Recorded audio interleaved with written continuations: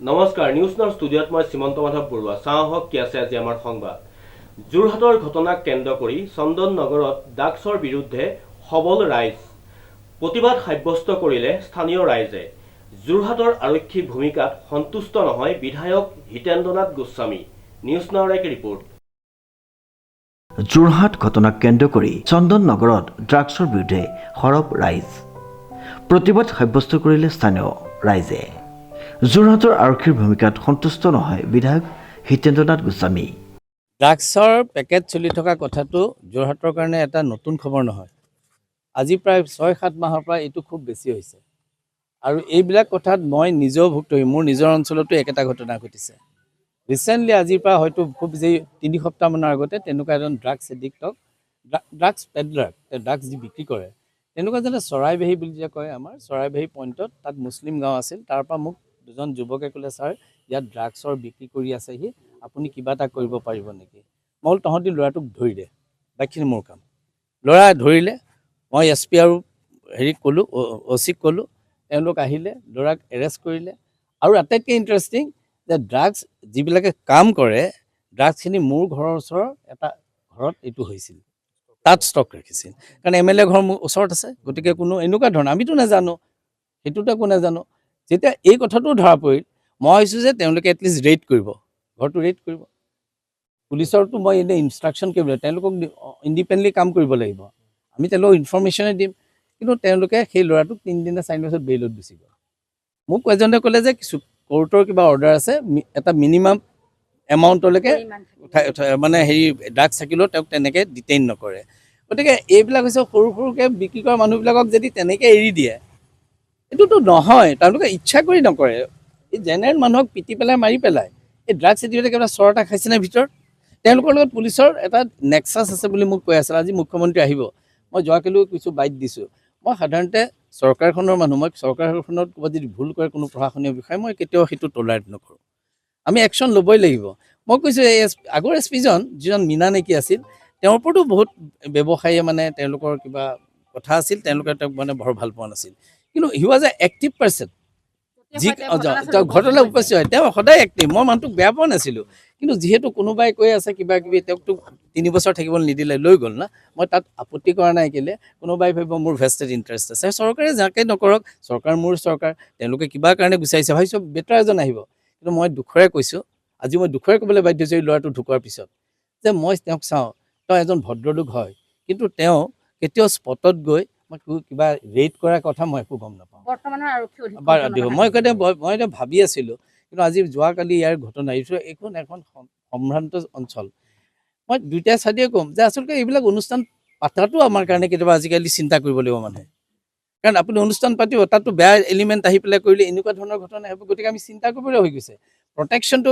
দিয়াটো দৰকাৰ প্ৰটেকশ্যনটো লাগিবই কিন্তু বেয়া কামবিলাক আমি বন্ধ কৰিব পৰা নাই নহয় মই এতিয়া শুনামতে তেওঁলোকে কেইবাবাৰো বোলে পুলিচ প্ৰশাসনক এই কথা জনাই আছে আনফৰ্চুনেটলি তেওঁ মই প্ৰতিনিধি হিচাপে মোকো যদি তাৰ কপি এটা দিলেহেঁতেন মই নিশ্চয় কথাটো বেছিকৈ গম পালোঁ মই এনেকুৱা চন্দন নগৰৰ ভিতৰতো যে এইবিলাক ঘটনা হ'ব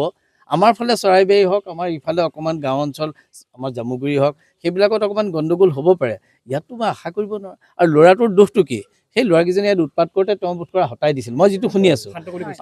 তেওঁলোকক আঁতৰাই দিছিল যে তহঁতি ইয়াত লিভ কৰিবলৈ আহিছোঁ ঘূৰি যাওঁতে বাটত তক অকলে পাই মাৰিলে তাৰমানে এইবিলাক ঘটনা আমাৰ এইখন মাফিয়া ৰাজত্বৰ নিচিনা হৈ গৈছে মোৰ দুখ লাগিছে মই নিজে ইয়াৰ বিধায়ক হিচাপে আৰু মোৰ এটাই দুখ লাগে যে আমাৰ থানাখনৰ ইনচাৰ্জ যিসকল থাকে তেওঁলোকৰ কাৰোলৈ লিংক নাই ময়ে আজিলৈকে মই খোলাকৈ কৈছোঁ মই এজ এ MLA হিচাপে তেওঁলোকক দেখিছোঁ কেতিয়াবা সেইটো মাতিছোঁ কিন্তু আগতে আমাৰ এটা হোমলি এটা কানেকশ্যন আছিল বিহু হ'ল কিবা এটা খবৰ ল'লে আমি চাহ একাপ খোৱালোঁ কেতিয়াবা কিবা অন্য কথা আমি তেওঁলোকক মাতিলোঁ এতিয়া তেওঁলোক চব নীৰৱে থানাৰ ভিতৰত সোমাই থাকে মই আজিলৈকে OCজনক দেখাও নাই মই এইজনে OC বুলি মই দেখিছোঁ হয়তো মই সেইজনে OC বুলি কাৰণ তেওঁ কেতিয়াও চিনাকিও হোৱা নাই মোৰ লগত আৰু মইনো কেলৈ চিনাকি হ'বলৈ যাওঁ মই আপোনাৰ লগত একবাৰ আজি মই CMক সেইকাৰণে ক'ম যে entire staff should be changed আৰু ষ্ট্ৰিক্টলি মানুহ পঠিয়াওক আমাৰ কোনো মানুহ নাই নিজৰ ষ্ট্ৰিক্ট মানুহ পঠিয়াওক নহ'লে যোৰহাটৰ যিটো সুনাম সেইটো নষ্ট হ'ব এই পৰিয়ালটোৰ যিটো ক্ষতি হৈছে এইটো অপূৰণীয় ক্ষতি আৰু মই এইটোৱে বিচাৰিম যে ইয়াৰ নাগৰিকসকলেও চিন্তা কৰা উচিত কেনেধৰণে ফাংচন কেতিয়া পাতিব লাগিব কাৰণ নহ'লে এনেকুৱা নিৰীহ মানুহৰ যদি হয় হানি হয় বৰ বিপদৰ কথা আৰু এই ড্ৰাগছৰ কথাটো মই যেতিয়া দেখিছোঁ মই মোৰ নিজৰ ঘৰৰ ওচৰত মোৰ ঘৰ পাৰ হৈ গ'লে এখন দোকান থাকে ৰাতি 11টা 12টালৈকে কিয় 10টা 11টালৈকে কি কৰে মই সুধিছিলোঁ মানুহক, মাতি আনি সুধিলোঁ, বোলে ছাৰ ইয়াত অলপ ফৰেইন চিগাৰেট বিক্ৰী হয়, ফৰেইন চিগাৰেট খাবলৈ ৰাতি 10টা-12টাত ল'ৰা ছোৱালী তাত যাব লাগে নেকি? মই সাধাৰণতে সময় দিওঁ, ৰাতি 10টা-11টাত সোমাওহি। গতিকে মোৰ ঘৰ পাৰ হৈ বস্তুটো হয় কাৰণে মই ইমান গুমান পোৱা নাছিলোঁ, কিন্তু মই এদিন নিজে গৈ চালোঁ। মই 2দিনমানৰ আগতে তাৰ ভিডিঅ' মোক দিয়াৰ পিছত মই এইটো তেওঁলোকৰ এখন ছিকিউৰিটি মিটিং থাকে, আমাৰ কিবা এটা আমাৰ বাইদেউ কি বাইদেউ আছিলে এবাৰ, তেখেত এই কমিটিটোৰ চেয়াৰমেন আমাৰ হেৰি কৰবীত চক্ৰৱৰ্তী, তেওঁক আমাৰ এখন লোকেল কমিটি থাকে ন, তাত চেয়াৰমেন। সেইদিনা তেওঁক মই ভিডিঅ'ৰ সৈতে তেওঁ লৈ গৈছে, ভিডিঅ' তেওঁলোকে দেখিছে, পুলিচৰ SP দেখিছে, OC দেখিছে, তেওঁলোকতো এতিয়ালৈকে অহা নাই, মোকতো এদিনলৈকে নুসুধিলে ছাৰ এইখিনিত ক'ত কি হয়। চ' এইটো এটা আমাৰ মনটো মোৰ দুখ লাগিছে, অন্য নহয়। চৰকাৰক মই দুখ নিদিওঁ, কেলৈ চৰকাৰে মানুহ পঠিয়ায়, কিন্তু মানুহবিলাকে কাম কৰিছে নকৰে সেই খবৰবিলাকো আমাৰ সৈতে ল'ব লাগে মাজে মাজে।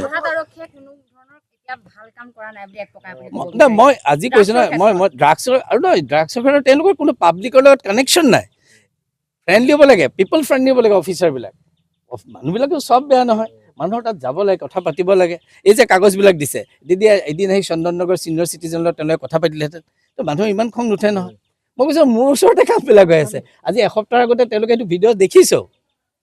তেওঁলোকে কয় তাত চিগাৰেট বিক্ৰী হয়। ৰাতি 10টা-12টালৈ কিহৰ চিগাৰেট বিক্ৰী? খাবলৈ আৰু জেগা নাপায়। MLA ঘৰৰ কাষত কিবা এটা হ'ব লাগিলে মোকে আপোনালোকে বদনাম দিব। মই আজি মুকলিকৈ কৈ দিলোঁ কথাখিনি, মোৰ নিজৰ দুখ লাগে। আৰু মই গৈ পেলাই তাত কাজিয়া কৰিমগৈ নেকি? ড্ৰাগছ এক ব্যাধি। ড্ৰাগছৰ বিৰুদ্ধে ৰাজ্য চৰকাৰে ড্ৰাগছ নিৰ্মূল কৰিবৰ বাবে প্ৰত্যেক জিলাৰ আৰক্ষী অধীক্ষক তথা আৰক্ষী বিষয়াসকলক নিৰ্দেশ দিছে যদিও কিন্তু বহু সম্ভ্ৰান্ত অঞ্চলত লোকচক্ষুৰ আঁৰত চলি আছে ড্ৰাগছৰ অবৈধ বেহা, যাৰ ফলত সামাজিক পৰিৱেশ বিনষ্ট হোৱাৰ লগতে বহু অপ্ৰীতিকৰ পৰিস্থিতিৰ উদ্ভৱ হৈ আহিছে ৰাজ্যৰ ভিন্ন প্ৰান্তত। এনে এক দুৰ্ভাগ্যজনক পৰিস্থিতিতে এদল উদণ্ড যুৱকৰ আক্ৰমণত অকালতে প্ৰাণ হেৰুৱাবলগীয়া হয় যোৰহাটৰ চন্দন নগৰৰ এগৰাকী অমায়িক যুৱক বেদাংগভূষণ বৰুৱাই। চিকিৎসাধীন অৱস্থাত যুৱকজনৰ মৃত্যুৰ পাছত আজি উত্তাল প্ৰতিবাদ সাব্যস্ত হয় যোৰহাটৰ চন্দন নগৰত। চন্দন নগৰ কেওটা বাইলেনৰ আৱাসীসকল ওলাই আহি চন্দন নগৰত প্ৰতিবাদ সাব্যস্ত কৰে। লগতে ৰাইজে সন্দেহজনক ড্ৰাগছৰ পেডেলাৰৰ কেইবাটাও গৃহৰ সন্মুখত প্ৰতিবাদ সাব্যস্ত কৰে। লগতে ৰাইজে আজি প্ৰতিবাদ সাব্যস্ত কৰি মৃত বেদাংগভূষণ বৰুৱাৰ ন্যায় বিচৰাৰ লগতে দোষীক ফাঁচি দিয়াৰ দাবী উত্থাপন কৰে। আনহাতে আজি স্থানীয় ৰাইজে আহ্বান কৰা প্ৰতিবাদী সভাত উপস্থিত হৈ যোৰহাট আৰক্ষী তথা যোৰহাট আৰক্ষী অধীক্ষকৰ বিৰুদ্ধে ক্ষোভ প্ৰকাশ কৰে বিধায়কগৰাকীয়ে। শ্ৰীমন্ত মাধৱ বৰুৱাৰ ৰিপৰ্ট, নিউজ নাও।